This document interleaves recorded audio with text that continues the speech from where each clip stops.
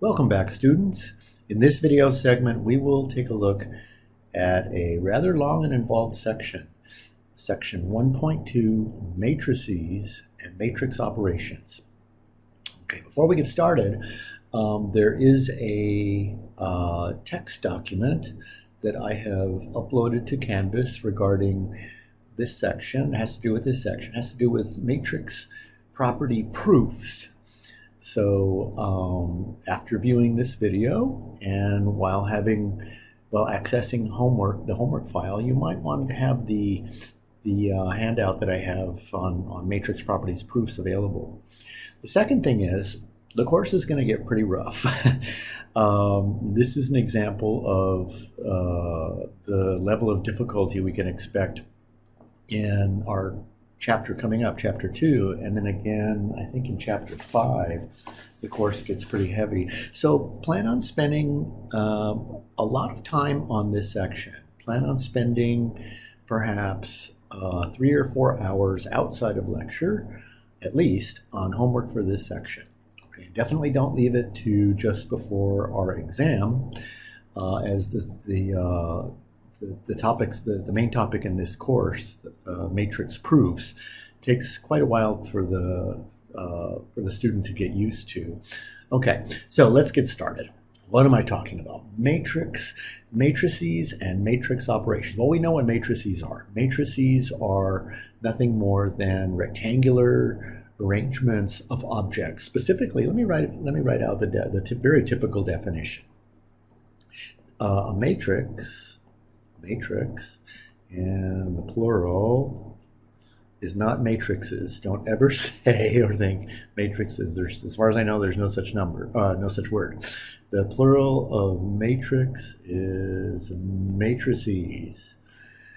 And likewise, the singular of matrix is matrix and not matrice. There is no such thing as a matrice. So you have a matrix. If you have more than one, you have 2 or more matrices. And a matrix is nothing more than a rectangular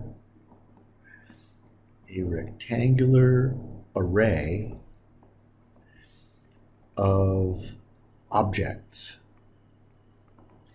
And for us, these objects are going to be numbers. And again, for us, the numbers are going to be either real numbers or complex numbers in this course. And these objects are called entries. Okay, so here's an example of a matrix, even though we have behind us the Gauss-Jordan elimination method and Gaussian elimination method, both involving matrices. We're going to start from the beginning. An example of a matrix is, let's say, A equals the matrix whose first row looks like 1, 2, and 3 as the entries, 4, 5, and 6.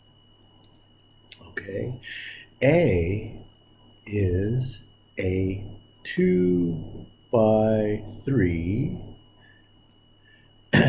or a 2 cross 3, which means we read this not as 2 cross 3, we read it as 2 by 3 matrix. Okay, the 2 indicates the number of rows in the matrix, and rows go horizontally. There are 2 rows. And the 3 represents the number of columns in the matrix. Okay. And stating the matrix as a 2 by 3 matrix means we're stating the dimension of the matrix, or the size of the matrix. So the size of the matrix is a 2 by 3 matrix. There are 2 rows and 3 columns. So we're really starting from the very beginning here. So B, in terms of what matrices are, definitions. We start with definitions. By the way, I mentioned matrix proofs, so we're going to do a few of them in lecture. I'm going to do a few of them in lecture for you here. The matrix proofs, the proofs of matrices in your textbook are very bad. they're often not correct. And that being the case, I want you to rely for matrix proofs on the proofs that I do for you in lecture, and also the proofs that I do for you in the handout that's on Canvas. Again, don't rely on the proofs done in the textbook. The textbook proofs contain errors, flat out errors, and more than one.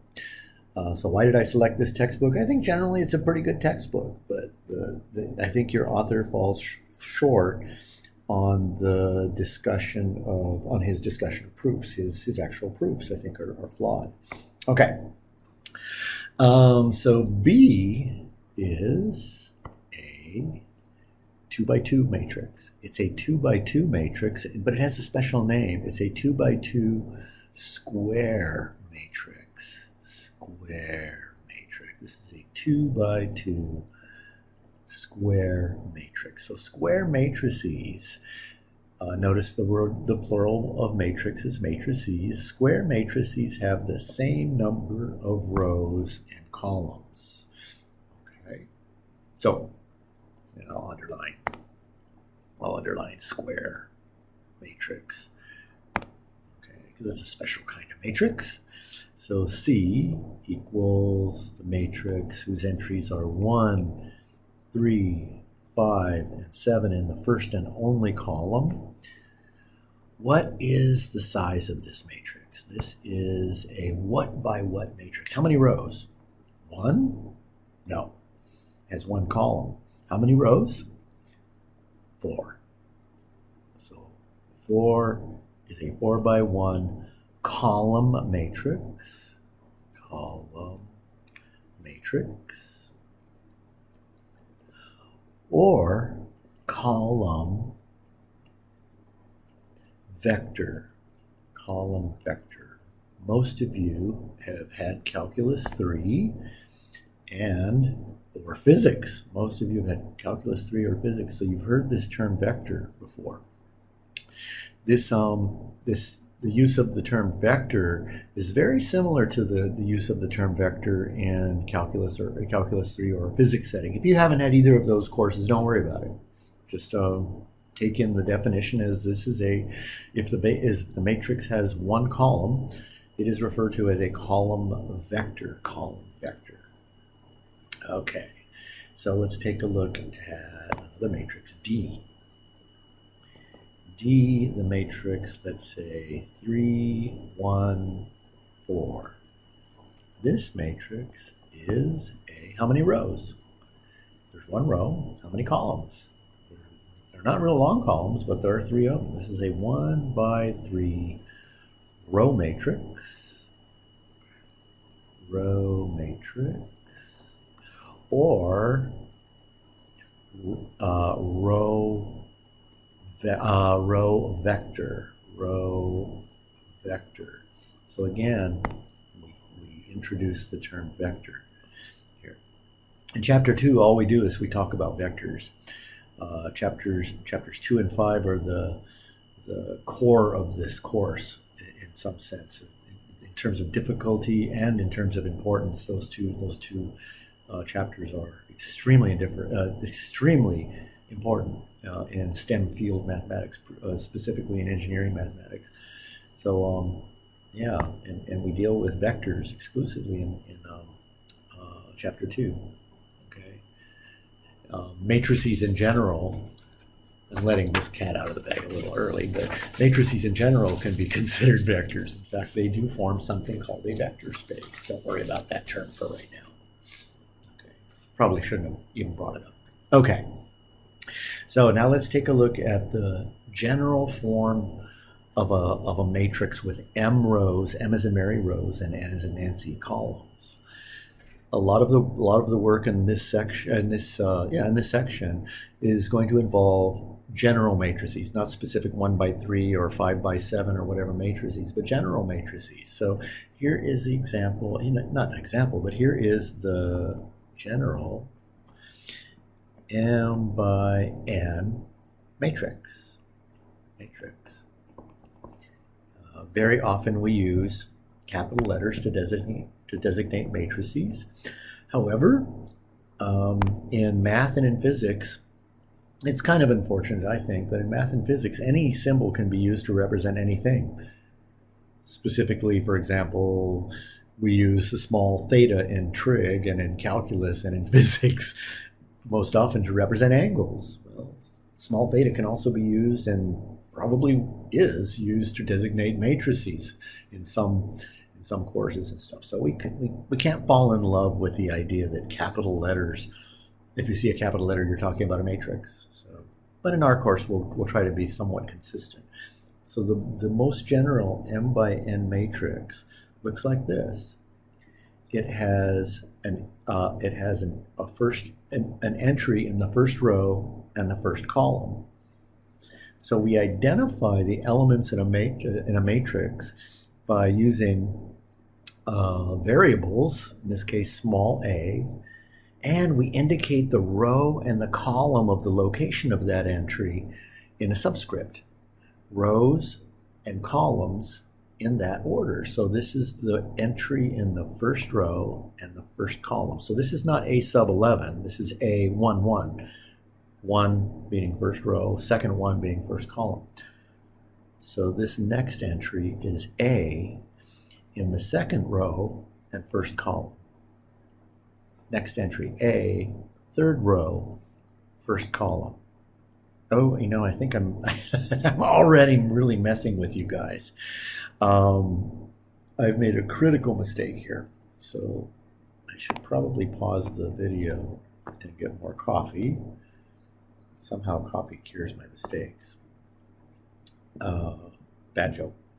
Not really, doesn't really cure my mistakes, just buzzes me out. Okay, so the second entry would be in the first row. I apologize for that. The second column.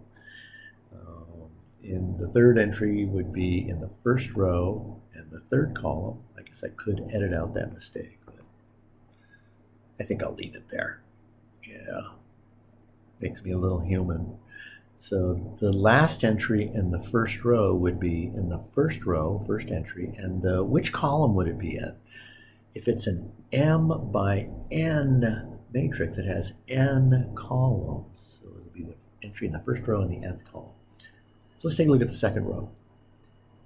The first entry in the second row in the first column, second row, first column, second row, second column, second row, third column, etc., etc., etc. We're at the end of this row. We're still going to be in the second row, but in the nth column.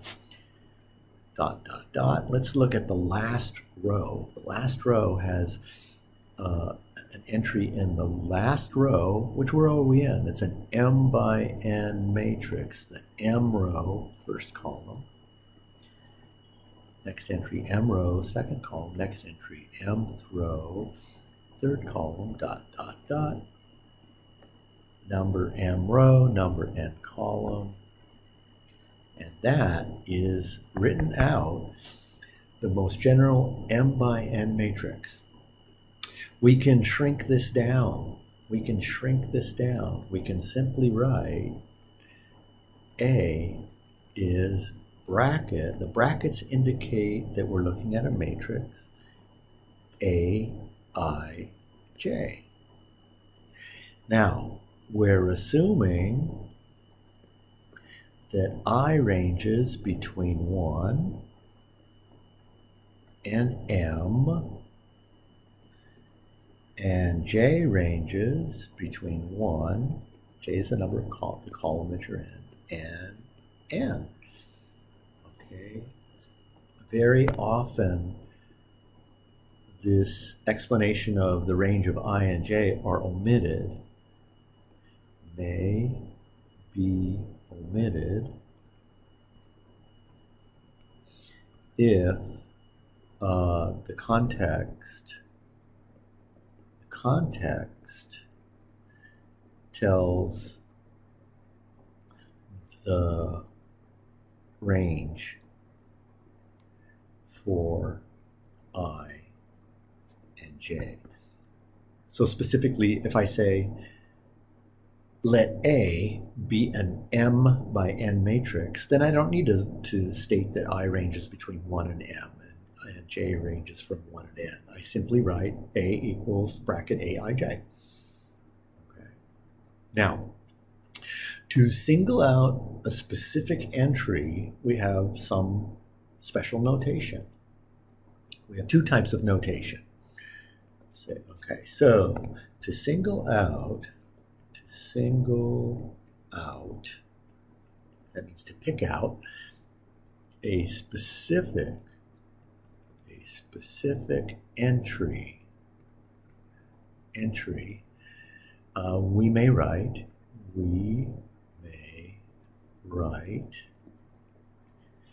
Aij, or, and it's going to seem strange to write this other notation given how simple Aij is, Entij parentheses A. Both of these indicate that you're looking at the Ij entry of A. But the longer notation really sort of spells it out.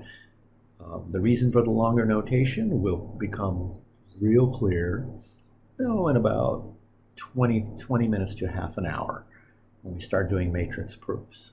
Okay, let me do a little more on this singling out notation. So for example, if A is the matrix 2 by 3 matrix whose entries are 1, 2, 3 in the first row, 4, 5, 6 in the second row, I can isolate the entry in the second row and third column. A2, 3, second row would be 4, 5, 6. Third column isolates 6. Or I can say that Ent sub 2, 3 of A equals 6. They're both saying that the 2, 3 entry of A is 6. Okay. So what is, in this matrix, the 3, 1 entry of A? If you quickly come to the conclusion that you can't find that entry, you're correct. There's no such thing. No such thing for this matrix. This matrix doesn't have 3 rows. This matrix has only 2 rows. So there's a matrix only has 2 rows. Matrix has only 2 rows. So it doesn't make sense to look for a matrix in the 3rd row. Okay, so where do we want to go next from here? Okay, so let's talk about a whole lot of matrices.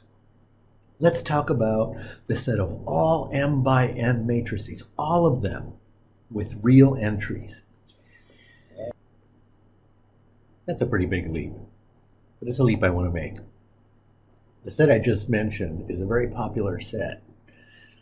Again, I'm going to talk about the set of every single M by N matrix with real entries. I'm going to have a special symbol for that.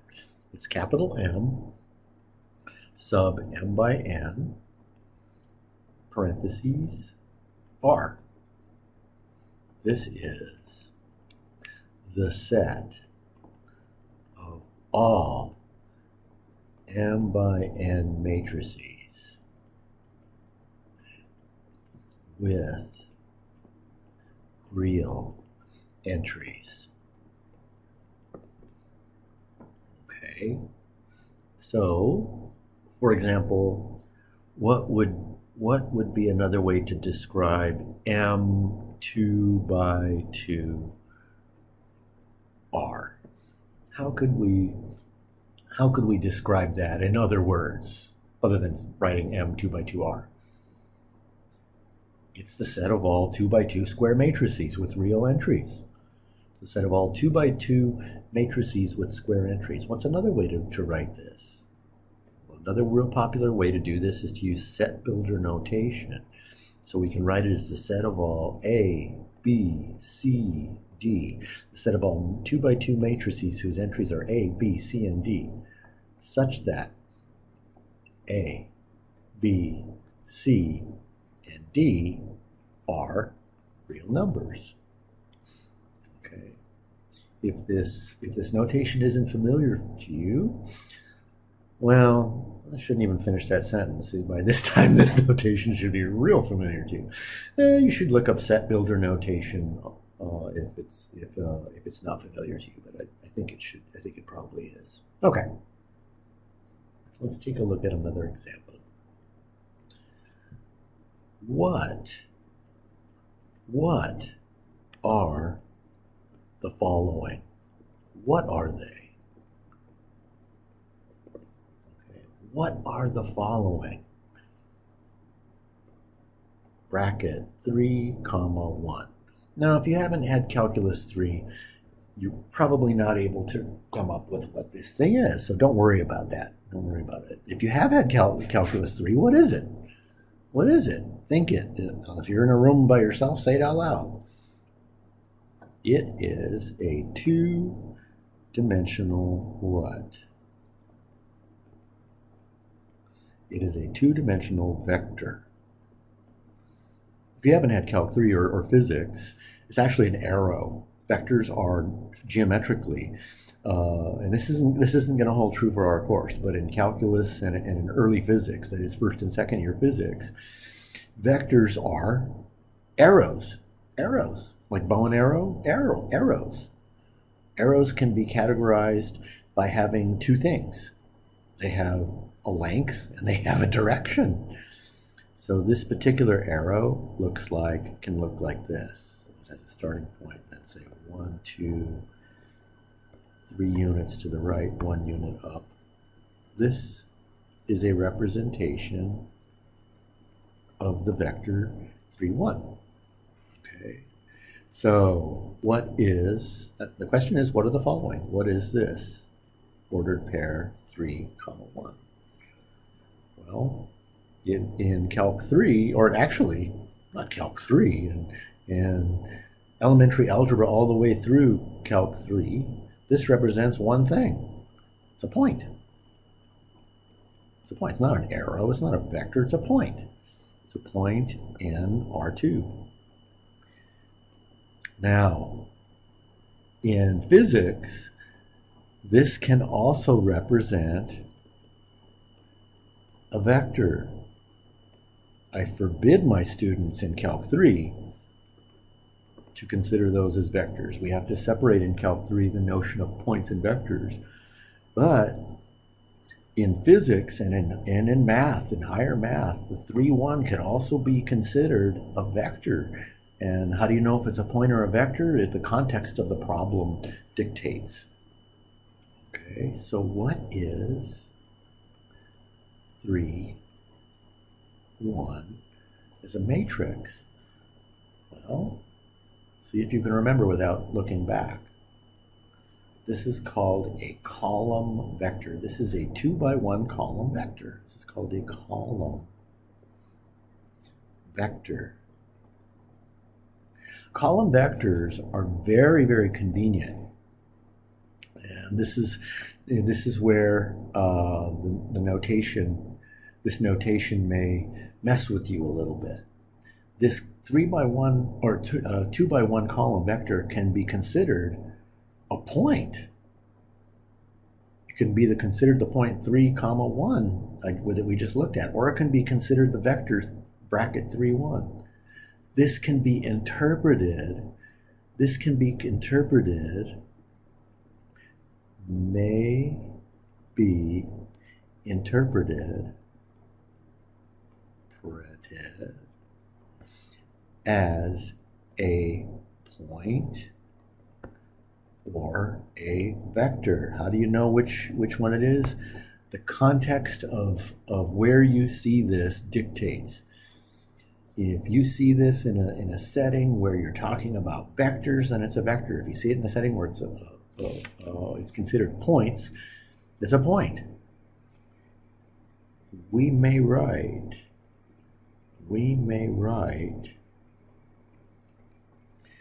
R2, that's the xy plane. Remember, R2 is the xy plane, is simply M2 by 2R. There's nothing wrong with that. And if you're taking Calc 3 now, that simultaneously, remember you can take both this course, Calc 3, and this course simultaneously. You have to keep track of what's allowed in those courses, in the two courses, this course and Calc 3.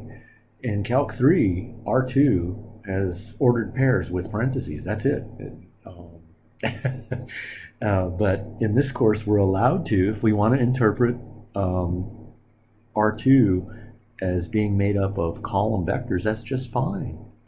In this course, we're going to refer to the xy plane as containing points of the form column vector AB, such that A and B are real numbers. Okay. So we can interpret these quantities as points or vectors depending on the context of the problems we're solving or the text that we're reading. So the notation is context driven. Okay, so what would be the set of all points in 3 space? If you haven't had Calc 3, that term 3 space is probably new to you. Don't worry about it. If you have had Calc 3, we're taking it now. 3 space is just the set of all points in 3 dimensions. And we can write them as set of all A, B, C such that A, B, and C are real numbers. And that's nothing more than M3 by 3R. Okay, so you're getting the idea that this course is giving us some general framework to work with higher mathematics, where the objects that we're looking at, matrices, can be considered points or vectors, or neither of those things. They can be considered just matrices, okay, just rectangular arrays of numbers. So we have, to finish this section, and it's really got a long way to go. To finish this section, we're gonna take a very long road, and that road is to develop an arithmetic for matrices. So what do I mean by an arithmetic or an algebra for matrices? That means we're going to invent, not really invent, but I'm going to describe, but we can think about it as inventing. We're going to invent an algebra for matrices. How do we want to add, subtract, multiply, divide, if there are even such operations of matrices? Once we do that, can we interchange the order of addition of matrices and have the same thing? We know that that's true for real numbers. 3 plus 2 equals 2 plus 3. But once we've defined matrix addition, is it true that adding 2 matrices, A plus B, is the same thing as B plus A? Now, it's dangerous if your response is, without ever studying matrices, if your response is automatically, of course. It's very dangerous. Your response should be, I don't know, because I don't know. I don't know what the definition of the sum of 2 matrices is. So what I'm going to ask you to do, and this is for your own good, is abandon your properties. I'll finish the sentence. Abandon your properties of algebra in terms of extending them to being the same as properties of matrices. We are inventing new operations of addition, subtraction, multiplication, and division. Okay, so to make my point even more clear, there's no such thing as matrix division. All right, so we have no such thing. There's no such thing as matrix division. To make my point even more clear, there is a such thing as multiplication involving matrices. There are lots of different multiplications involving matrices. Okay, we're going to look at 2. And when specifically, for example, we have the multiplication of two matrices A and B defined, then B times A may not be even defined. All right?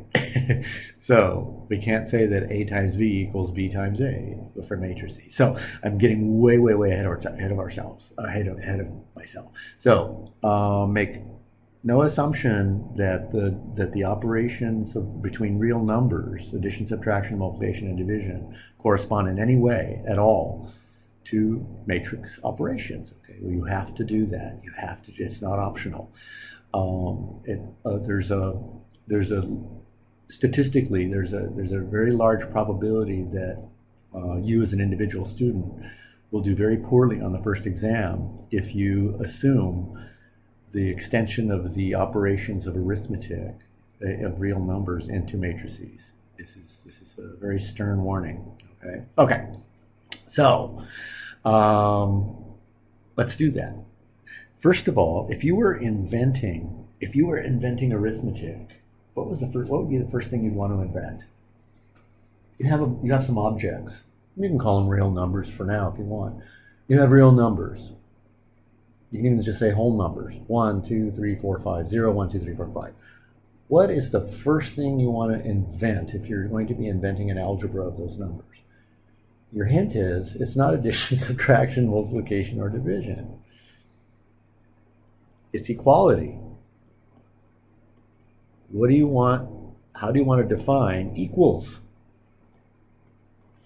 If you're thinking this is silly, then you are in great danger of doing very badly on the first exam because you're assuming that the concept of equality somehow equates with, no pun intended, with the concept of equality in real numbers. There is no such correspondence. Okay. So, and your author, remember I mentioned he's very poor when it comes. He does a very poor job when it comes to proofs. He also did a very poor job generally with matrix algebra. This is my opinion. So if you talk to somebody else and they have a different opinion, fine. He never talks about matrix equality. Okay. So what does it mean for two matrices to be equal? So two matrices, A and B. So let's see, let A and B be matrices. Then this is the definition of equality. This is not a theorem. This is not based on anything before this. This is the definition of equality. A equals B if two things happen. One, they have the same size. So it's impossible for a 3x7 matrix to equal a 9x14 matrix. They have to start out by having the same size. And, not or, but and, corresponding entries have to be equal. Corresponding entries are equal. Well, the corresponding entries are numbers. So this means number 2 equivalently, or Aij equals Bij. This is still number 2. These are different ways of saying number 2. Or the Ij entry of capital A equals the Ij entry of capital B. Okay. It's that last option for number 2.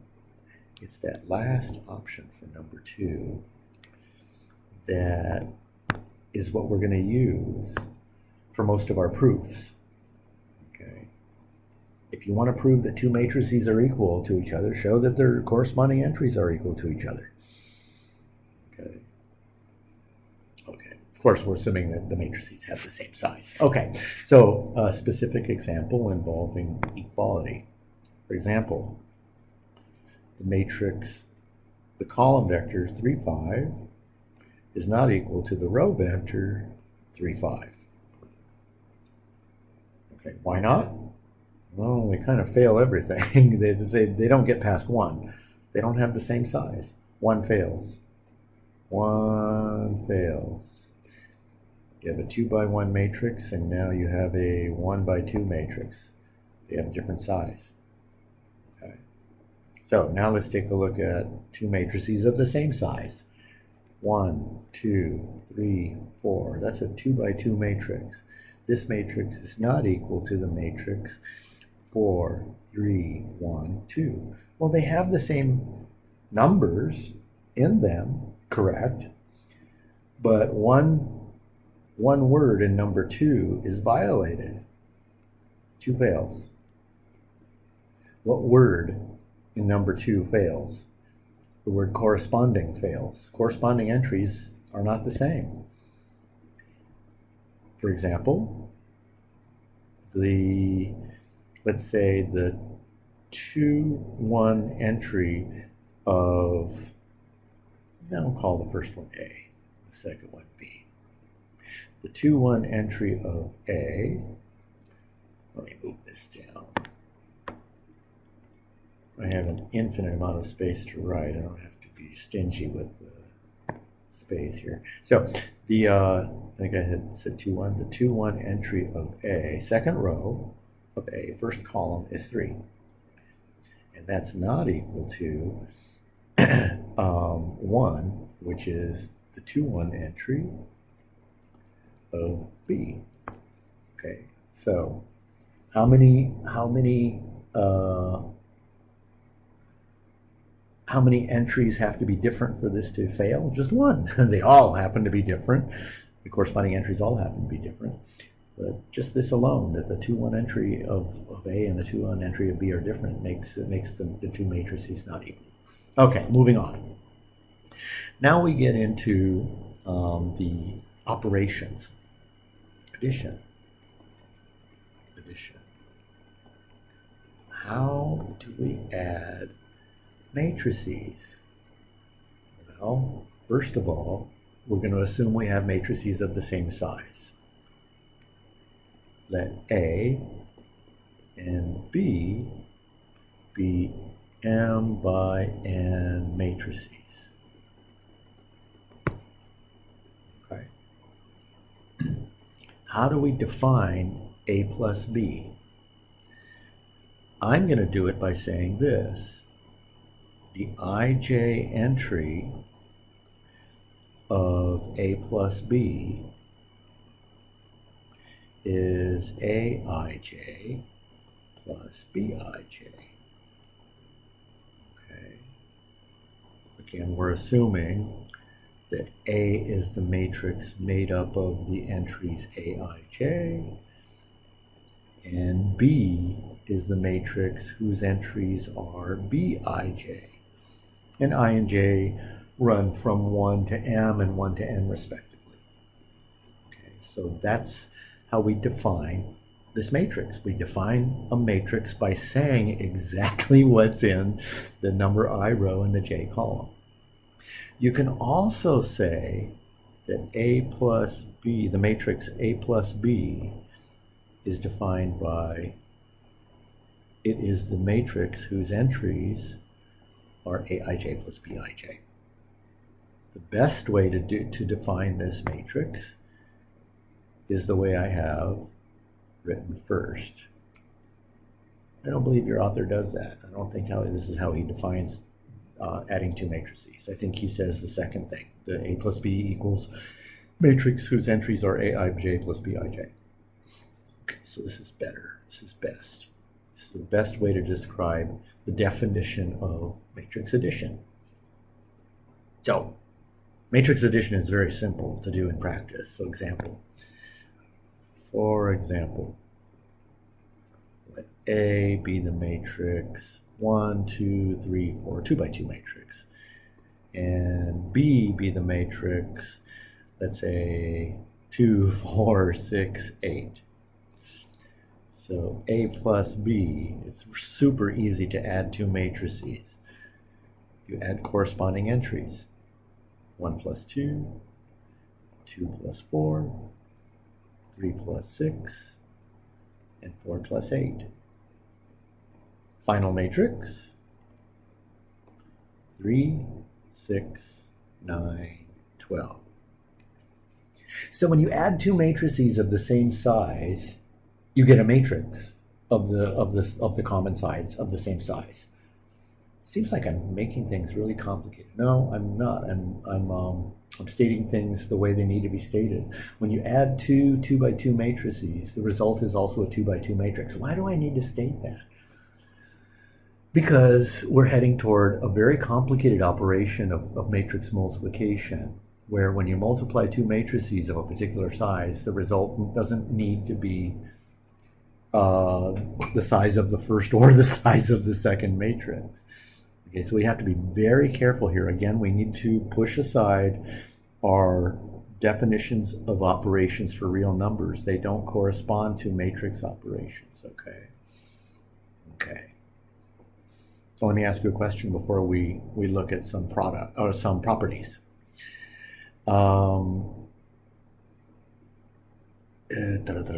Is it possible to add matrices having different sizes together? No. Okay. Definition is of addition says let A and B be m by n matrices. It doesn't say that the matrices can be of different size. Letting the cat out of the bag for matrix multiplication, it's possible to multiply matrices with having different size. Sometimes it's not. So we'll cross that bridge in a few minutes. Okay. Let's look at our first kind of matrix multiplication involving matrices. It's called a scalar product. Now, if you've had Calc 3 or physics, you know what a scalar is. You know very well what a scalar is. If you haven't, then this is probably the first time you've seen the term scalar. It's not a mysterious term. A scalar for us is just a number. Notice I didn't write real number. A scalar for us is just a number. It's either a real number or a complex number. Okay. Complex numbers, remember, they involve the imaginary unit I. So scalars are just numbers. It's very common in discussion of matrices or vectors to call numbers scalars. Okay, so let's talk about something called a scalar product. So let's start with a scalar. Let C be a scalar, a real scalar. So C is a real number. So let A equal the matrix Aij. And notice I'm not specifying the size of the matrix A. Doesn't matter. Okay. So what is C times A? This is how we define C times A. The Ij entry of CA is CAIJ. Or CA is the matrix whose entries are C times Aij. This is also a super simple thing. If A equals 1, 2, 3, 4, 2 by 2 matrix, whose entries are 1, 2, 3, and 4, then 5A equals the matrix 5, whose entries are 5 times 1, 5 times 2, 5 times 3, 5 times 4. Super, super simple, the concept of scalar product. Multiplying a scalar times a matrix, you get 5, 10, 15, 20. Okay. Now we get into some heavy stuff. For the course. Properties. These properties are listed in your textbook as a theorem. It's theorem 1.2 in your textbook on page 20. And I want you to be very careful with these properties, because these properties are not involving real numbers. They're involving matrices. Okay, so 1. A plus B is the same thing as B plus A. Okay. 2. So we have something called the commutative property of addition. Commutative. These words are very important, by the way, so you might want to memorize them. The commutative property of addition. They're not new words. They're words you might have forgotten, since in algebra we don't mention the properties by name very often. When you can reverse an operation without affecting the value of the quantity, it's called a commutative property. Commutative property. So we also have a similar property that we have in algebra. It says A plus B plus C. These are matrices now, not numbers. Equals A plus B first and then C. What is this called? This is called the associative property of addition. This is called the associative property of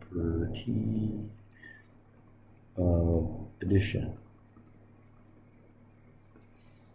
Okay. If you've forgotten the names, don't panic now. We're going to be entering in chapter 2 an area where we study vectors, and these properties are going to be, these words we're going to be throwing around all the time, over and over again, so you'll get used to them. Okay, so 3. Oops, I want to go back to black ink here. 3. C times dA equals CD A, where we're assuming that C and D are scalars,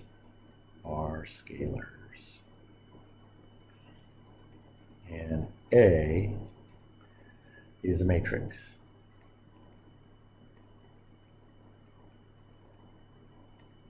Okay. These seem to make sense. These properties seem to be showing that matrices behave the way we want them to. No, enjoy it while it lasts.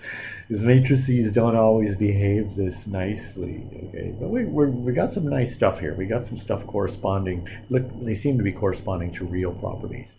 We have a distributive property.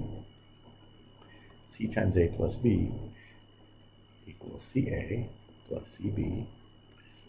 Again, where C is a scalar and A and B are matrices. So C is a scalar. A and B are matrices. 5. C plus D times A is equal to CA plus DA. Okay. Where again, C and D are scalars. So let me ask you a true or false question. Most often the answer is incorrectly given to me in a lecture class. True or false? And it's just a good spot check for you. So if you get it wrong, if you think of the wrong answer, don't worry about it. Okay, we'll fix it. We'll figure things out. So true or false? True or false? A C plus D equals AC plus AD. Okay.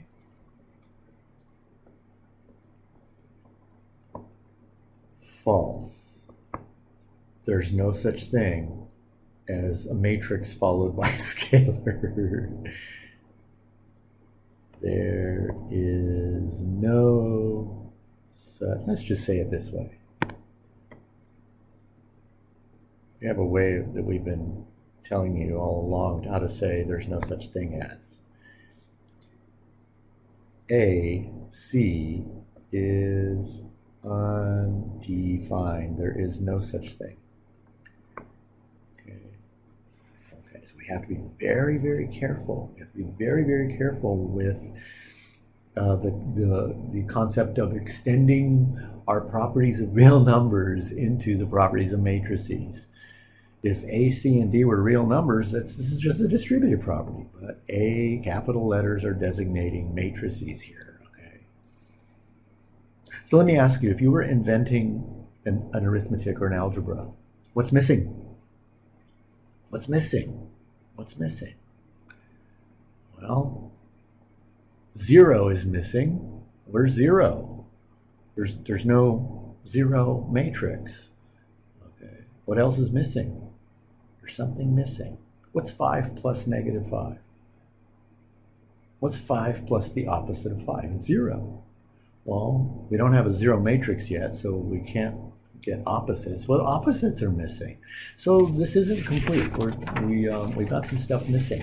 Before we fill that big void of inventing a 0 matrix, inventing opposites and stuff, I want to talk about matrix proofs.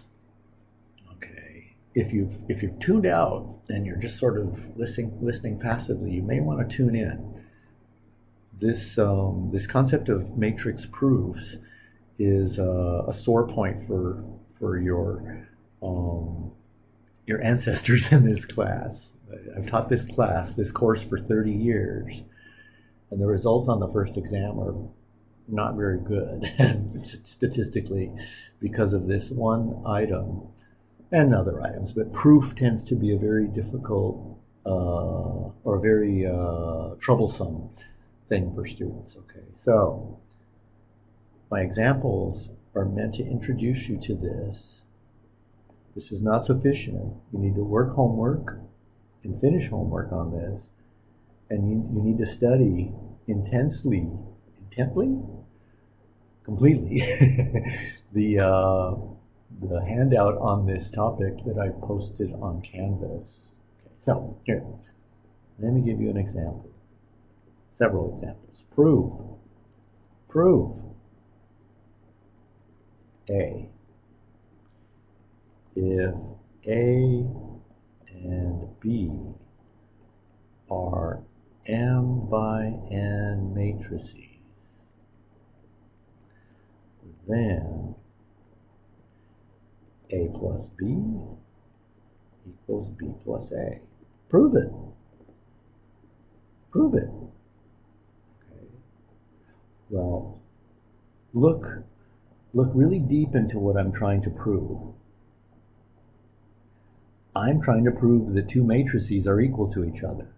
I'm trying to prove that the matrix A plus B equals the matrix A, B plus A. So, what's the definition of two matrices being equal? That means that I need to prove that the ij entry of one matrix equals the ij entry of the other matrix. This is the bottom line for proving equality of matrices in this case. If I want to prove that these two matrices are equal, I need to prove that the corresponding entries are equal of the two matrices. I don't need to prove the first thing about equality, that the matrices are the same size, because I'm given that. So here's the proof. Proof. How to prove is very simple. How to prove is very simple. The steps along the way get kind of complicated, or get kind of difficult for students at first. How do I prove that these two, the A plus B equals B plus A? Take the ij entry of one of the matrices and show that it equals the corresponding ij entry of the other matrix. Well, what's the ij entry of A plus B? That's Aij plus Bij. Okay, and off to the side, in parentheses, I'm going to put reasons. You're not responsible on your exams for writing out the reasons. I know when you write something what reason you're using. I think you should, for yourself, when you're doing proofs, and you should do a lot of proofs, You should do all the proofs on that handout all over on your own to get good at this. And this is going to take you quite a while, okay? But I would put what are called parenthetical referring to parentheses, parenthetical remarks after each step. If you can't come up with a reason why you've written something, you've probably written something wrong. Okay, so the ij entry of a plus b equals aij plus bij. This is the definition. This is the definition of the ij entry of a plus b. So this equals bij plus aij. Why? If you can't write why this is, then there's a high probability that you've made a mistake. And people make lots of mistakes on these proofs. What are aij and bij? They're numbers. This is just a property of numbers, real numbers. We'll assume our entries have real numbers for right now. If you want to just write properties of numbers, that's okay. Properties of numbers. Okay. You're allowed to assume all of the properties of real numbers: addition, subtraction, multiplication, division. You get to assume those. Well, bij plus aij, that's exactly the definition of the ij entry of the matrix B plus A. Okay, so this is the definition of the ij entry of B plus A. And the proof is over. Now, when you end a proof, you can write something to indicate you have the end of the proof. You can write QED. It's Latin for quod era demonstratum. It means it's been proved, or end of proof. Or you can just write end of proof. Or you can write a hashtag symbol if you want. Very often people use a hashtag symbol to end a proof. But write something to end your proof. QED means the proof is over, I'm done. Okay, so B. Let's take a look at another example. We're going to look at a bunch of examples of proofs to help you out with this stuff. I want to prove that C times A plus B equals CA plus CB, where C is a scalar, real scalar, we can call it, and A and B are M by N matrices. Okay. How do you prove something, a matrix? How do you prove a matrix statement? Matrix equality. You take the ij entry of one side and show that it equals the corresponding ij entry of the other side. So our proof needs to look like the ij entry of one side, and on the other side we do a bunch of stuff, or a few things, and get the equals the ij entry of the other side. Well, I take the ij entry of the left-hand side. What is the ij entry of C times AB? It is C times the ij entry of A plus B. Why? Because the ij entry of C times A is C times the ij entry of A. This is the definition. This is the definition of scalar multiple, a matrix.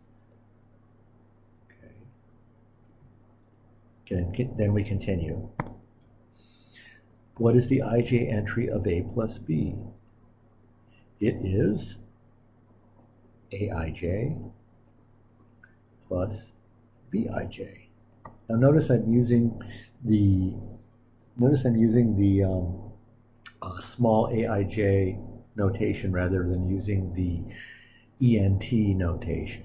There's nothing wrong with that, or you could have written C times the ij entry of A plus the ij entry of B. There's nothing wrong with either one. Okay. So continuing on. What's the reason for this? Well, it's the definition of the ij entry of A plus B. Definition. It's just definition. Definition of the ij entry of A plus B. That's all I use there. Okay, now at this point I'm looking at what? This expression, C times Aij plus Bij. What is it? Is it a matrix or is it a number? It's a number. It's just a real number. And I get to assume properties of real numbers. In particular, I get to assume that I have the distributive property. So this is C Aij plus C Bij. Properties of real numbers. Well, what is Caij? That is the ij entry of Ca. What is Cbij? This is the ij entry of Cb. Definition.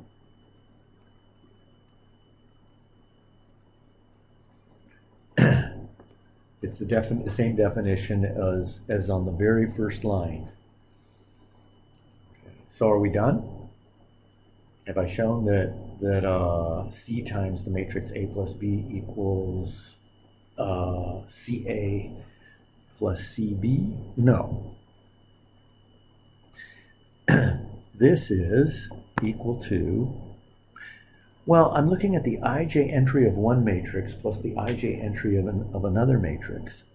By the definition of matrix addition, this is the ij entry of Ca plus Cb. Now are we done? Yes. I have shown that the ij entry of the left-hand side equals the ij entry of the right-hand side. Ij entry of C times A plus B equals the ij entry of Ca plus Cb. That earns us a big QED. This method of proof goes very slowly. You don't rush through this. Frankly, most students make multiple errors on this on tests, and I believe it's because students go two reasons. Students move much too quickly through these proofs. And two, they assume that every single line is a property of a real number, and it's not true. Very often when we're going through these proofs, the reasons, the lines, the individual lines on the proofs correspond to properties of real numbers, but often they're not properties of real numbers. Okay, so just take your time with these proofs. It's not exciting, but it's necessary. So let's go back and invent some more of our algebra of matrices. Let's get that zero matrix into the picture. We need zero. So let's talk about something called zero matrix. Zero matrix. Let's invent it. And let's be gentle with ourselves. So the zero matrix is an m by n matrix. the definition of the zero matrix, let's write 0 sub m by n to designate this thing we're going to call the zero matrix. It's the matrix whose entries are 0, 0, all zeros in the first row, all zeros in the second row, a 1 in the third row. No, I'm just kidding. They're all zeros, zeros everywhere, where we're looking at an m by n matrix. Okay, so that's what the zero matrix looks like. So how else could we write this? We could write it as the definition says that the ij entry of the m by n zero matrix is 0. That's all we have to really write to define the m by n zero matrix. It's by just stating what's in each row and in each column. So properties. Let's take a look at properties. Properties of the zero matrix. What do you suppose A plus the 0 m by n matrix is? If A, of course, is an m by n matrix, it's A. Okay. What would we like 0? Now this 0 is a scalar 0 times A to equal. Well, that should equal the m by n zero matrix. Okay, this is, of course, we're assuming that A is an m by n matrix. Okay, now here's a potential little problem. When we're considering the zero matrix, we may write instead of 0 m by n, we can simply write 0. Well, how is that when that symbol 0 is supposed to represent the real number 0? Again, when I said something earlier, the same thing as I said earlier about context. When we're talking about the 0 m by n matrix, that 0 is we're assuming that the symbol 0 represents that matrix. If we're talking about the scalar 0, then 0 represents the scalar 0. So the understanding of what the symbols actually mean comes from the context of the problem you're in, or the text you're reading. So A plus 0 equals A is perfectly legitimate to write, where we're assuming that the 0 here is the m by n matrix, zero matrix. Okay. Also, 0A equals 0, where the zeros in that last equation are not the same. This 0 is the 0 scalar, it's regular number 0. This 0 is 0, the m by n zero matrix, but they're the same symbol 0. Okay, so we have to be very careful when we look at these things that we're interpreting them as the context dictates. It doesn't make any sense to write 0A equals the number 0, because when you multiply a scalar 0 times a matrix A, you get another matrix. You don't get a real number. Okay, you'll get used to this. It takes some getting used to, but with practice, it becomes more and more natural. Okay. So, for example, how would I prove that A plus 0 equals A? Let's do it. Proof. This is a matrix equality, so you take the ij entry of one side and you show that it equals the ij entry of the other side. Well, the ij entry of A plus 0 is the ij entry of A plus the ij entry, the ij entry of 0, the zero matrix, not this number 0. We're interpreting that 0 as a zero matrix. Well, this is the ij entry of A plus what's the ij entry of the zero matrix? It's 0. So both of those things on the right-hand side, the ij entry of A, a mistake with the notation, there's parentheses, the ij entry of A and 0, they're both real numbers. What if you add 0 to a real number? You don't change the number. So the ij entry of A plus 0 is the ij entry of A. This ends the proof. QED. I have the ij entry of the left-hand side equals the ij entry of the right-hand side, and it's done. Okay? Okay, how about proving the second property? Prove real number 0 times A equals the m by n zero matrix. Proof. By the way, if you can convince yourself that the lines that I have written in my proof are exactly what are necessary, I'm not leaving out anything and there's nothing extra, then you're on your way to understanding proof. Okay? And your chances of doing poorly on your next test, your first test, is diminished. Okay, so I'm making this sound negative, and there's no way around it. This has been a very difficult thing for students over the years. Okay, so let's prove this. How do you prove a matrix equality? Take the ij entry of one side, and you show that it equals the ij entry of the other side. Well, what's the ij entry of 0 times A? It's 0, number 0, times aij. Or you could write it as 0 times the ij entry of A. They're absolutely equivalent. There's no difference. The important thing is on the right-hand side, there's just numbers. Number 0 times the ij entry of A, which is a scalar, and 0 times any scalar is 0. This is just properties of real numbers. That's the number 0. And 0 happens to be what's in every entry in the ith row and j column of the m by n zero matrix.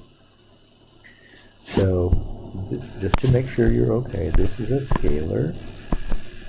This is a scalar. And this guy, that's the m by n zero matrix. So just make sure that we're on the same page with this notation, okay? All right. So, what else do we need for a complete algebra, for a complete arithmetic of matrices?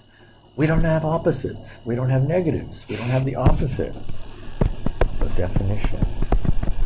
Definition of opposites. Opposites. Opposite of a matrix.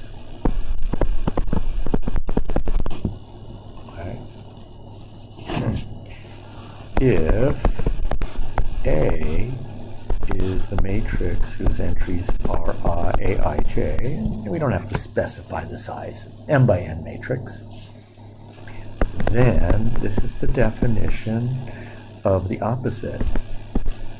Oops, that's not good. Let me get rid of that. This is the definition of the opposite of A. We give the definition of the opposite of A by stating what's in the ith row and j column of that matrix. So the ij entry of the opposite of A is the opposite of aij as a real number. Okay? For example, true or false. Let's say two parts to this. True or false. Opposite of A is the same thing as -1 times A. Now, if you rush to true because you're thinking, well, that works for real numbers, you're dead wrong. Okay? This looks like a real number property because we're using the symbols the same way we would for the corresponding real number property. This is a matrix statement. It happens to be true, this time. It happens to be true, so proof. This is true. It's true. Proof. Take the ij entry of one side and show that it equals the ij entry of the other side. Well, the ij entry of the opposite of A is the opposite of aij. I'm getting a little too sloppy here with my subscripts. So just by the definition I have above, the definition of the ij entry of the opposite of A as a matrix is negative aij. That's just a real number. Okay. And we know a property of real numbers that the opposite of a real number is the same thing as negative 1 times that real number. It's property of real numbers. That's all I used here. Property of real numbers. Property of reals. Okay. Well, that's the definition of the ij entry of negative 1 times A. That's the definition of the ij entry of negative 1 scalar times the matrix A. Scalar negative 1 times A. Now, is it done? Yes. I have the ij entry of the opposite of A equals the ij entry of negative 1 times A, Q, E, P. The proofs that I'm doing, you should do all over again on your own. They're listed on the handout that I have posted on Canvas. You should do them all on your own until they're second nature to you. It's going to take quite a bit of work, but it will pay off on your first exam. All right. So let's prove true or false still. A plus the opposite of A is the m by n0 matrix. It's true. It's true. It's the whole reason why we've designed the opposite of A the way we have. It's true. Let's prove it. This is true. Prove it. Proof. The ij entry of one side. Ij entry of one side. Now, I always seem to be taking the ij entry of the left-hand side. That's not always necessary. It's just really common. Take the ij entry of one side, show it equals the ij entry of the other side. Well, we have a definition of the ij entry of the sum of two matrices. It's the ij entry of the first plus the ij entry of the second. So this is just the definition of the ij entry of A plus B as a sum of two matrices. Okay. Well, we have the ij entry of A. What's the definition of the ij entry of the matrix negative A? It is the opposite of aij. That's how I defined it. Look above. The ij entry of the opposite of A is the opposite of aij. Okay. Well, what is the ij? Another notation for the ij entry of A. That's just aij.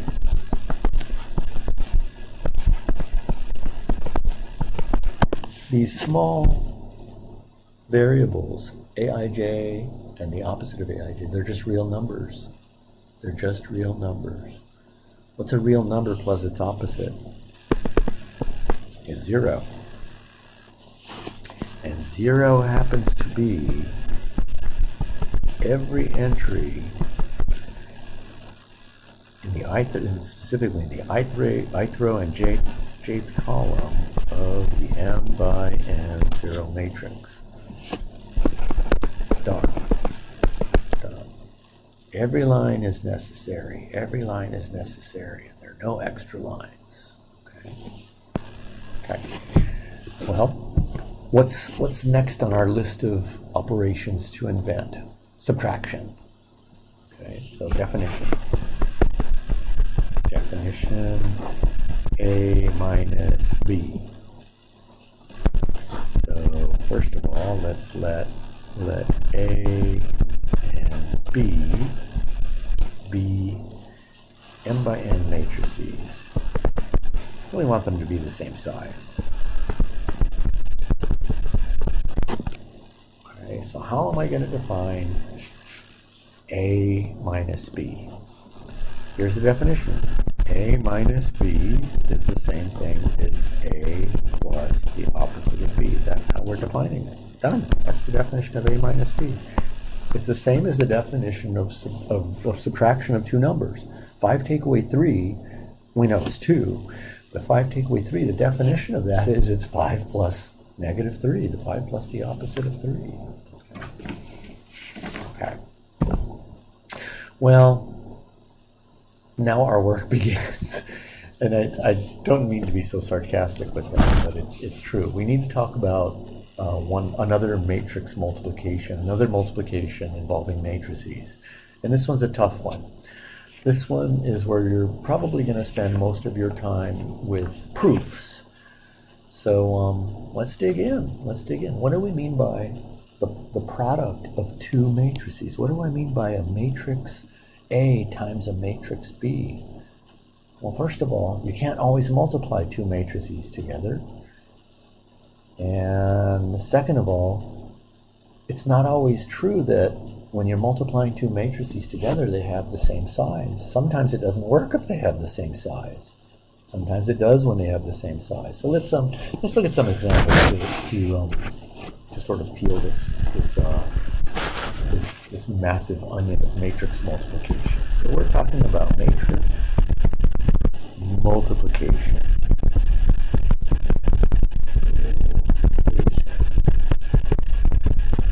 That's our next major topic here. Let's talk about matrix multiplication. Let's talk about some examples where the actual product is defined versus examples when the product is not defined. Let's say that. Let's do that. Let's say defined. This is defined. 1, 2, 3 times the column vector, the row vector, 1, 2, 3 times the column vector 4, 4, 5, 6. This is defined. And this is what the result is. It's 1 times 4 plus 2 times 5 plus 3 times 6. 4. And it's 4 plus 10 is 14. 14 plus 18 is 32. Now look at how bizarre that is. Look at the first matrix on the left. It's a 1 by 3 column or row vector. Look at the second matrix. It's a 3 by 1 column vector. And look at the result. It's a 1 by 1 matrix. So in this case, the two matrices we're multiplying together have very different sizes. And the product, the end result, is a matrix of a third size. Well, we'll figure out a pattern here as we go along. Let's look at another product. This is not defined. Not defined. This next product is not defined. The next product is 1, 2, 3, 1 by 3 row vector times a 1 by 3 column row vector again, 4, 5, 6. Not defined. It is simply not defined. There's no way to multiply these two matrices together. There's no way to multiply a 1 by 3 matrix by another 1 by 3 matrix.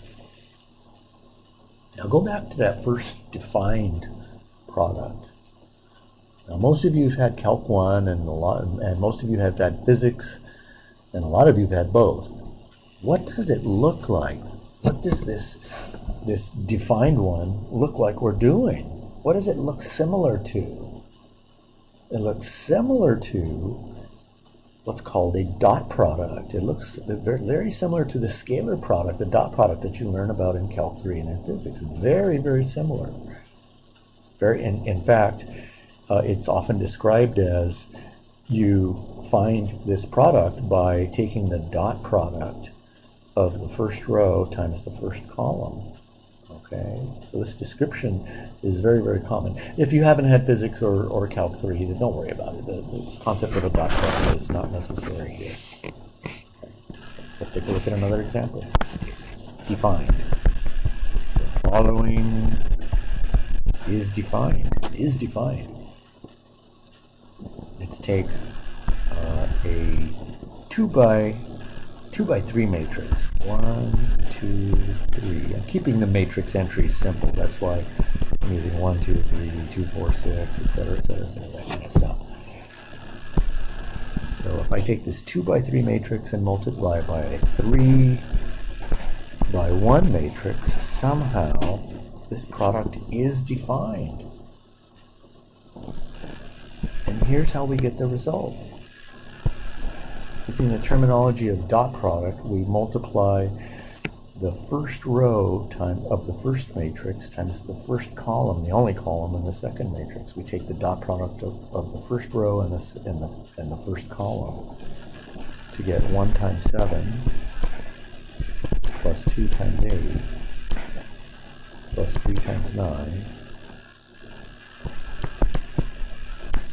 And then we do the same thing with the second row and the first column.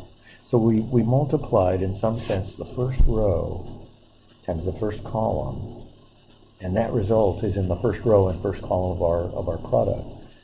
Now we're going to do the same thing with the second row and the first column. We're going to multiply the second row of the first times the first column, the only column, the first column in the second, and we're going to get the entry in the second row and the first column of the result. So 4 times 7 plus 5 times 8 plus 6 times 9. So the result is the matrix, and you take my word for it, otherwise you can do the product yourself, or sum of these products yourself. You get the result of 5 and 122 as a column vector. So somehow it's okay to multiply a 2 by 3 and a 3 by 1 to get a 2 by 1 result.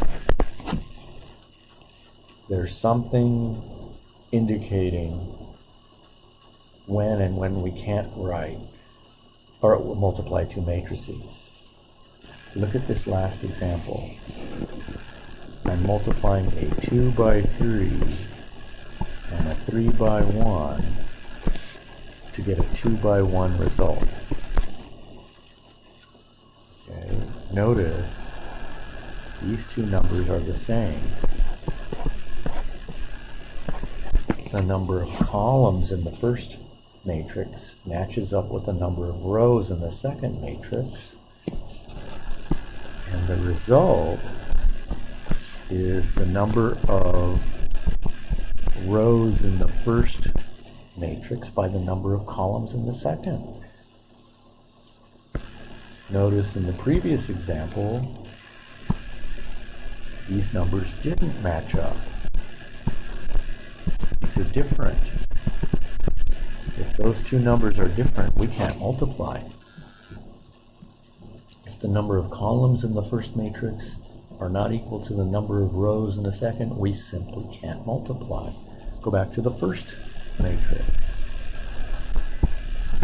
The number of columns in the first matrix, 3. The number of rows in the second matrix, 3. They're the same. This says that the multiplication is possible. And the result, then, will be a 1 by 1 matrix. This is the key to determining when we can multiply and what the result, what the size of the resultant matrix product will be. So for our next product, I'm not going to write whether it's defined or not. I want you to see if you can figure out whether it's defined or not. 1, 2, 3, 4, 5, 6 times the column vector 7, 8, 9. Can we do it? Can we do it? Can we do, oops, that was a big mistake. It's exactly the same problem I just did. I'm going to stop the video and get rid of that, so I'm sorry. Now there's 30 seconds of your life you're not getting back. My bad. Okay, so here's the problem. The same 2 by 3 matrix that we had before, but I'm changing the column vector into a row vector. Can I multiply these? Is it possible? Well, if you don't see it yet, first matrix is 2 by 3. Second matrix is, how many rows in the second one? There's only one row. There are 3 columns. Oop. These are different. These are different. Since those are different, the answer is that this is not defined. Not defined. Can't multiply. Okay. I think you're getting the idea. I'm going to multiply one more set of matrices together. It's kind of a long one, but I think it's a good thing for you. So I'm going to multiply a 3 by 2. First row 1, 2, second row 3, 4, third row 5, 6, times a 2 by 3. 1, 0, 4, negative 1, 2, negative 3. Is this defined? Yes. This is a 3 by 2 multiplied by a 2 by 3. So these are the same. As soon as the number of columns in the first matrix rather, is the same as the number of rows in the second, the result is, the multiplication is possible. And the result will be what size? The result will be a 3 by 3 matrix. So let's see if we can get that result. So, the result will be a 3 by 3 matrix. I'm going to take a chance that this is going to clutter up my screen, but I think this is going to work. I want the entry in the first row and the first column of my result. So what I'm going to do is I'm going to experiment with writing lightly here. Green. I'm going to multiply, take the dot product. I'm going to multiply in some sense the first row against the first column. Okay. If I do that, I'm going to get 1 times 1 plus 2 times negative 1. Okay. I'm going to get 1 times 1 plus 2 times negative 1. 2 times negative 1. Now suppose I want to get the next entry below my result. I want the first entry in the second row and first column. So I'm going to multiply the second row as the first column. So I'm going to get 3 times 1 plus 4 times negative 1. I'm going to get 3 times 1 plus 4 times negative 1 times negative 1. So let's repeat this process.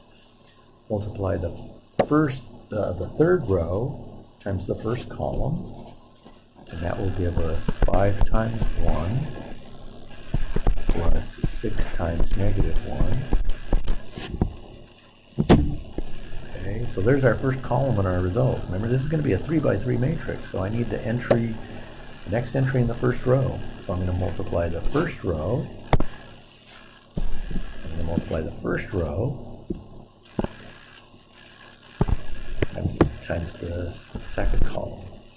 And the result will go in the first row and second column of my resulting matrix. So I'm going to multiply 1, 2 times 0, 2. So I'm going to get 1 times 0 plus 2 times 2. I'm going to get 1 times 0. Oops, 1 times 0 plus 2 times 2. Okay, so let's move along. I want to multiply the second row times the second column, and that will give me the entry in the second row and second column of my result. So I'm going to get 3 times 0 plus 4 times 2. Oops. I get 3 times 0 plus 4 times 2.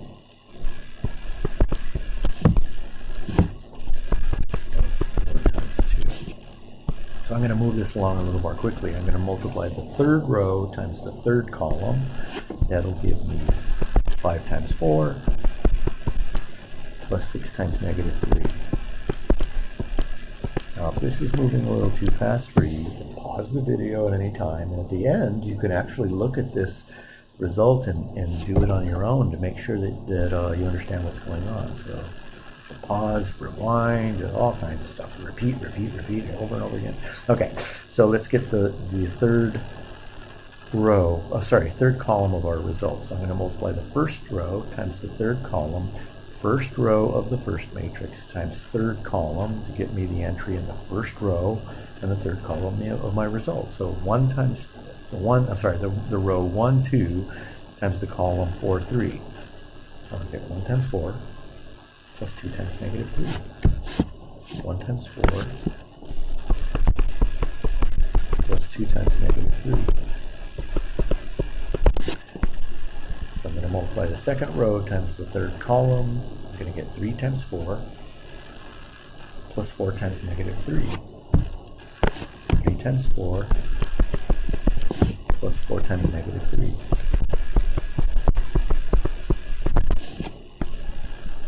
Third row in the first times third row in the third column. Third row on the first times third column on the second to give me the entry, my last entry, in the third row and third column of the result. So 5 times 4 plus 6 times negative 3. I think that's right. Yeah, 5 times 4 plus 6 times negative 3. 5 times 4 plus 6 times negative 3. I think I've made a mistake in one place. If you caught it, great. I'm going to fix something. I think I've made a mistake right here. I'm going to highlight it in blue. I think that's wrong. Where is that element in the result? It's the element in the third row and the second column. So that should have come from multiplying the third row times the second column. And I don't think that's right. That should come from multiplying the third row, 5, 6, times the second column. If you caught that, that's fantastic. If not, don't worry about it. Just let's fix this so that you get the right result. So 5, 6 times 0, 2. 5 times 0 plus 6 times 2 should be there. So let's get that error out of there. Let's get that error out of there. Yeah. Let's fix it. 5, 6 times column 0, 2. 5 times 0 plus 6 times 2. That'll be better. 0 plus 6 times 2. Much better. Much better. Okay. So, you can trust me on the results. This is simple multiplication. The results should be first column, -1, -1, -1. I'm actually quickly looking to make sure I got the same thing. The second column should be 4, 8, 12. And the third column should be -2, 0, and 2. I think we're okay now. Okay. Get rid of this here. Alright. So you know how to multiply two matrices together. You know when you can, and you know what the size of the result will be. The hard part, and this is probably the hardest part, or one of the hardest parts of the first chapter. The hard part is putting this to algebra, getting an algebraic expression for the entry and the entry in the ij entry of the product. So that's what we're going to do next. We're going to look at how do we describe this algebraically.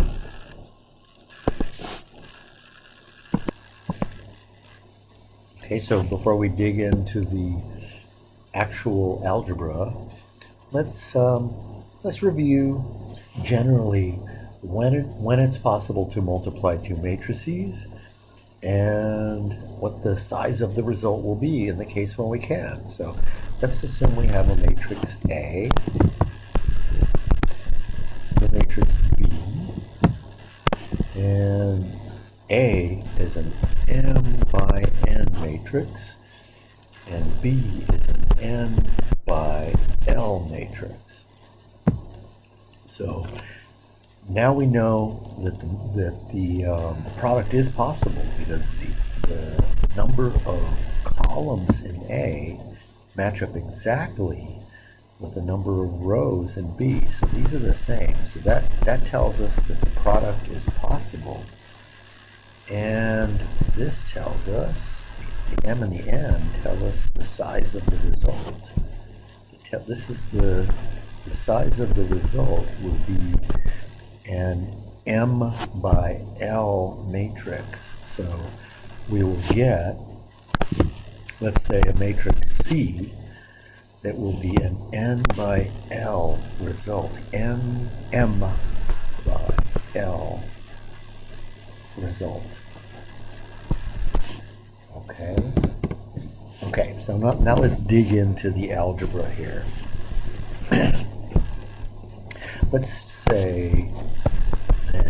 Let's identify the matrices A and B. Let A be the matrix whose entries are Aij, and let this matrix be an M by N matrix. Let's let B be the matrix whose entries are Bij. Let's let this be an N by L matrix. Let's write out the product. It's going to get a little messy, but it's necessary.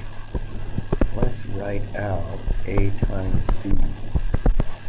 Let's write the matrices out. The first column of A will be A11, A12, A13, all the way up to A1N. The last row, I'm going to make a little more room. Make up just a little more room. Here. The last row will be the M row, 1, A M row, second column, all the way up to A number M row, nth column. So there's the first matrix. And in that matrix, I want to isolate the number I row. I want to isolate row I from, let's say, right in there. What will row I look like? It'll look like A I1, A I2, all the way up to A I N. So I've isolated the ith row. Now let's write the matrix B. Let's write the matrix B. The matrix B will have in its first row B, oops, is acting up again here. B1, 1, B, first row, second column, dot, dot, dot. I want to isolate column J. I want to isolate column J. I'm going to pick it off right here. Column J. Column J in this first entry in column J will be in the first row, the jth column. And don't forget, we have to go to the last entry in the first row. So first row. What's the second subscript in this last entry in the first row? B is an n by L matrix, so it's A, B1L. So see, it's starting to get complicated here. So, and the last row will look like B what? Well, it has n rows. This is in the first column. N2. In the jth column, we're looking at the entry B n, nth row, last row, jth column. So there's the jth number j column. Inserted the element in the second row in the jth column, and this continues. The last row continues onto the nth row and lth column. Okay.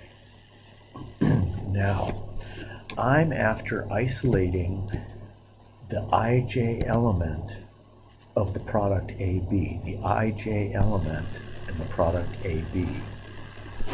To get that element, I'm going to multiply. For those of you who've had Calc 3 and physics, I'm going to take the dot product of row I with column J. If you missed that, don't worry about it. I'm going to write it out. This is how we identify algebraically the element in the ith row and jth column of the product AB.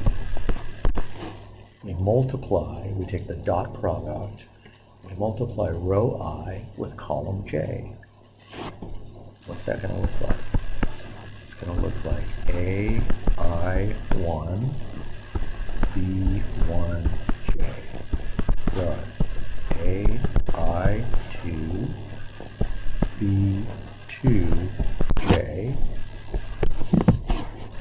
plus AI3 B3J plus dot dot dot all the way up to the last entry in row I, A-I-N times the last entry in column J, B and J.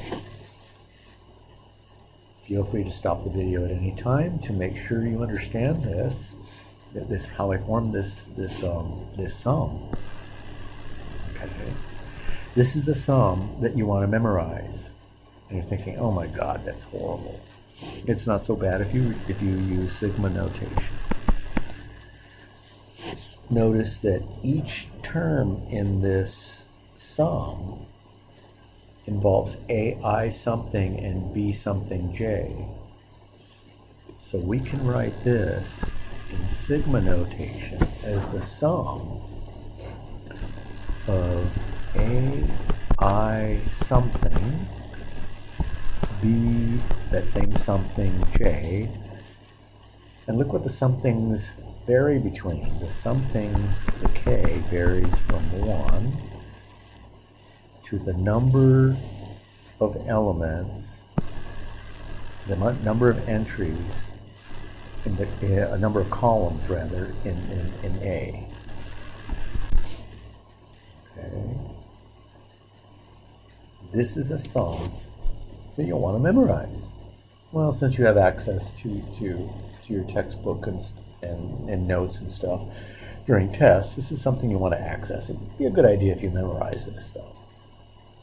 All right, now we're getting to the hardest part of this section.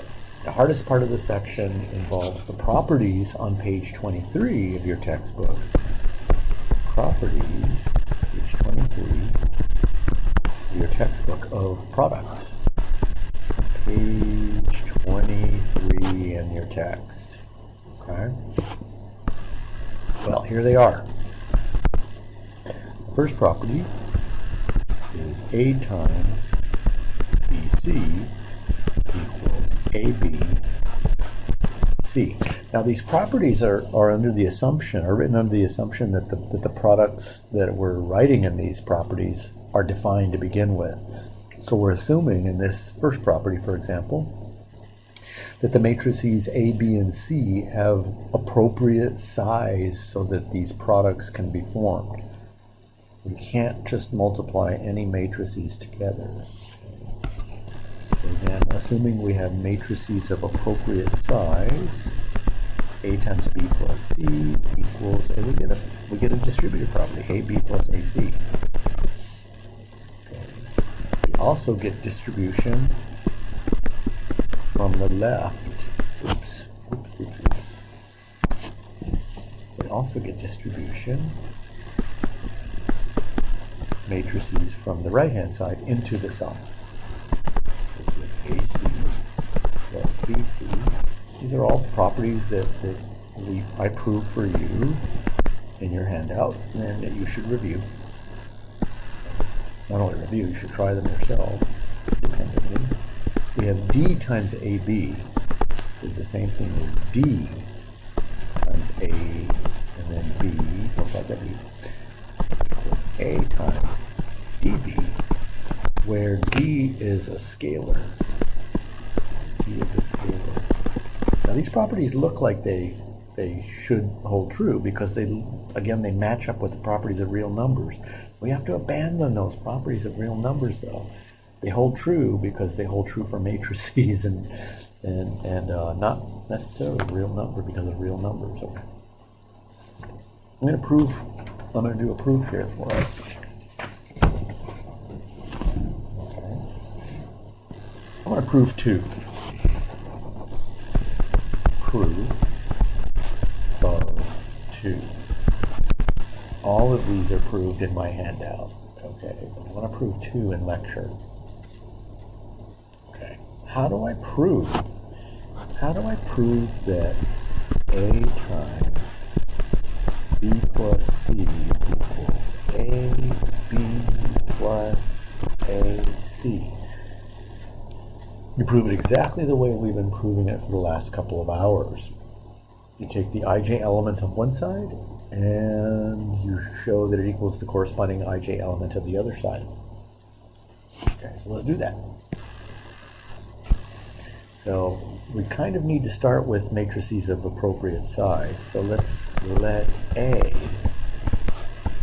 be an m by n matrix. M by n matrix. So A is m by n. What should we let B and C be? Let B and C be what size matrices? Well, we need the number of rows of B and C to equal the number of columns of A for the product to be defined. So let's let B and C be n by L matrices. So let A be an m by n matrix. I forgot to put matrix in there. And let B and C be n by L matrices. So let's take the ij entry. Let's take the ij entry of A times B plus C. Let's see if we can get it to equal the ij entry of AB plus AC. Now, I'm going to remind us, though, of what the ij entry of the product looks like. And until we get it memorized, I think it might be a good idea to just see it. So I'm going to go grab it from above. So off camera, I grabbed the formula for the ij entry of AB, so we can have it right in front of us. So let's apply this formula.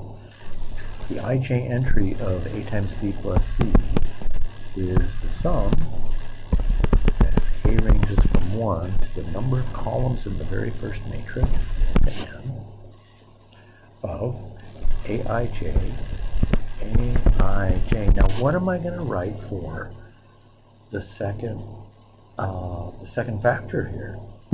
There's only one way to write that, and that's first of all, I think I've messed this up. Let me back up a bit. It's not aij. It's aik. So, sorry about that. aik times the k j entry of B plus C. Now look down below in that sort of red cloud I have. Remember, if you want the ij entry of AB, it's the sum ai something b something j, where the somethings vary from 1 to n. So above, back again, the ij entry of A times B plus C is ai something, funny looking something, k, times not b something j, but the kj entry of B plus C. The same thing here. So let's simplify this. Let's keep going. So this is k goes from 1 to n. ai something, aik. Now what's the definition of the kj entry of B plus C? It's nothing more than bkj plus ckj.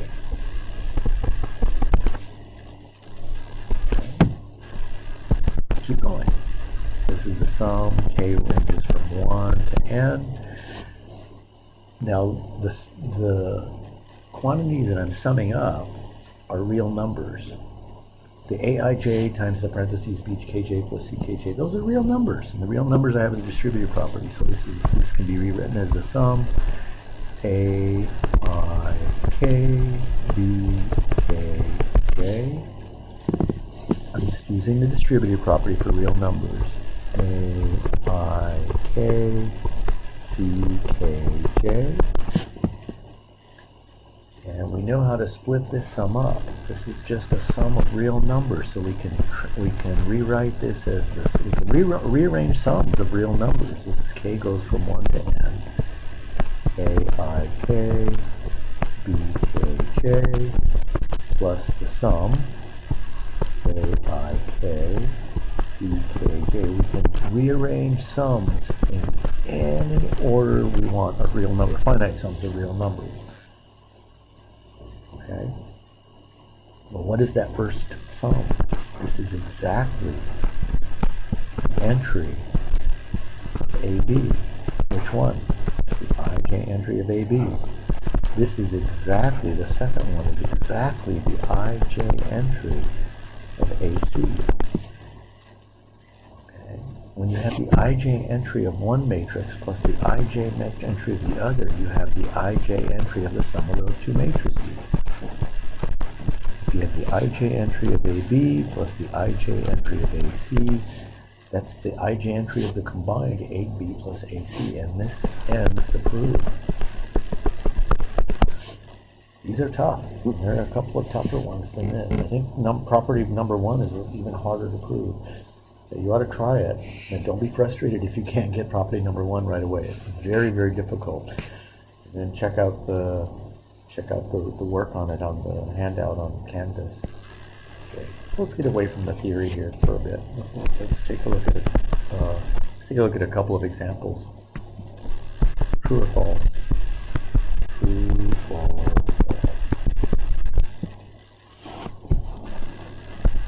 AB equals BA.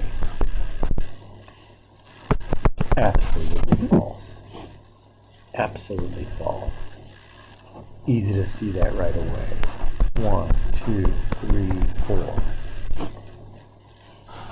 times the matrix 2, 4, 6, 8, 10, 12.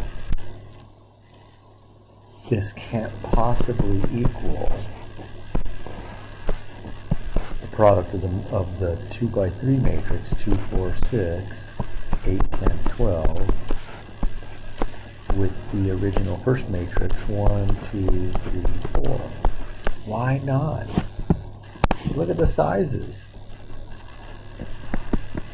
A 2 by 2 times a 2 by 3. The result will be a 2 by 3.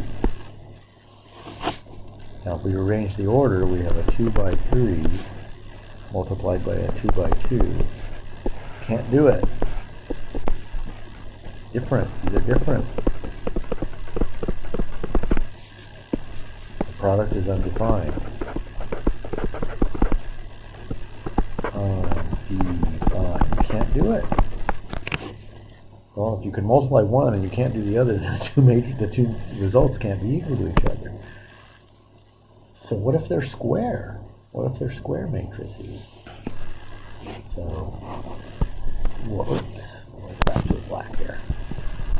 What if A and B are square? If we multiply two square matrices together, the product is automatically defined. If we reverse the order, the product is still automatically defined. Well, we have a problem. Not a big problem. Suppose we have the matrix 1, 0, 0, negative 1. And we have another matrix B, 1, 2, 3, 4. I want to multiply A times B. Good practice for us. 1, 0, 0, negative 1 times 1, 2, 3, 4. So two 2 by 2 matrices, two square matrices multiplied together. The result should be square of the same size. I'm going to do this product fairly quickly. The result will be first row times first column should be 1 times 1 plus 0 times 3. First row times the second column should be 1 times 2 plus 0 times 4. Second row first times first column on second should be 0 times 1 plus negative 1 times 3. You can of course stop the video and confirm these numbers for yourself. Finally, second row times second column, 0 times 2 plus negative 1 times 4. So there's AB. BA. 1, 2, 3, 4. 1, 0, 0, negative 1. I'm going to do this product fairly quickly again. First row times first column, 1 times 1 plus 2 times 0. Well, it looks like we're getting equality here. First row times second column, 1 times 0 plus 2 times negative 1. There it is. The entries aren't the same in the first row and second column. Well, let's finish it off. Second row times first column, 3 times 1 plus 4 times 0. Second row times second column, 3 times 0 plus 4 times negative 1. By the way, your calculator will multiply matrices for you. It's kind of a really important afterthought here. Simply enter the matrices as I showed you for the Gauss-Jordan elimination method and just multiply the matrices. And you should play with that. Okay, clearly AB is not equal BA for this example. So even if we have square matrices, we don't always get a commutative property for multiplication. Sometimes it does work. Sometimes it works. Sometimes it doesn't. So if sometimes it doesn't, that means the statement AB equals BA is false. A little bit about notation. A times A is written A squared. A times A times A is written A cubed. So we have exponents for matrices. We're almost done here. Almost done here. So, properties. Properties. What if I have A as an m by n matrix? So let A be an m by n matrix. Can we multiply A times an n by L zero matrix? Of course we can. If A is an m by n matrix, and B is, I guess B is is n by L zero matrix, then this product is possible. Not only is it possible, it's going to end up being a zero matrix, and the dimensions are going to be n by L. Okay. Similarly, if I take the zero matrix, the L by M as in Mary zero matrix, and multiply it by A. Remember, that product is also possible. Remember, A is M by N. The result is going to be another zero matrix. L by N zero matrix. Okay. Now, what's left to invent? If you are inventing algebra, you're going to invent addition, subtraction, multiplication, division. You're going to introduce a zero. What's missing? We're missing the corresponding one matrix. Matrix that sort of corresponds to the real number one. That matrix is called the identity matrix.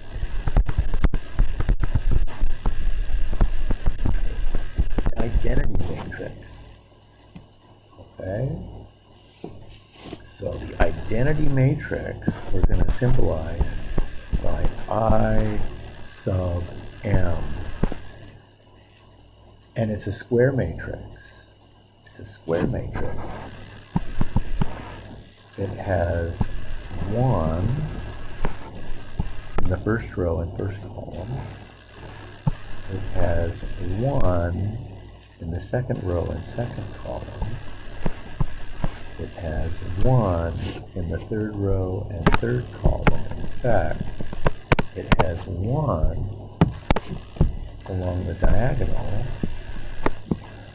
and zeros everywhere else.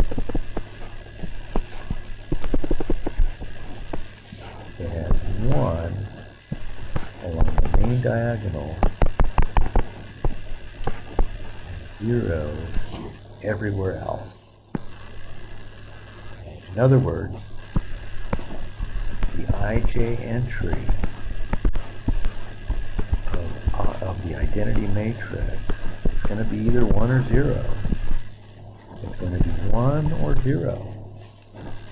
It's going to be 1 if the number row is the same thing as the number column, and zeros if your rows and columns are different.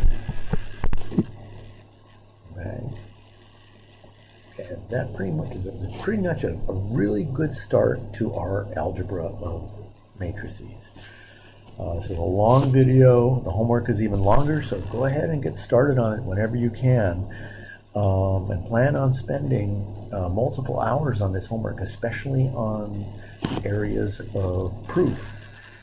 And that's it for now. So I'm going to end this section, and I hope to talk again with you all soon.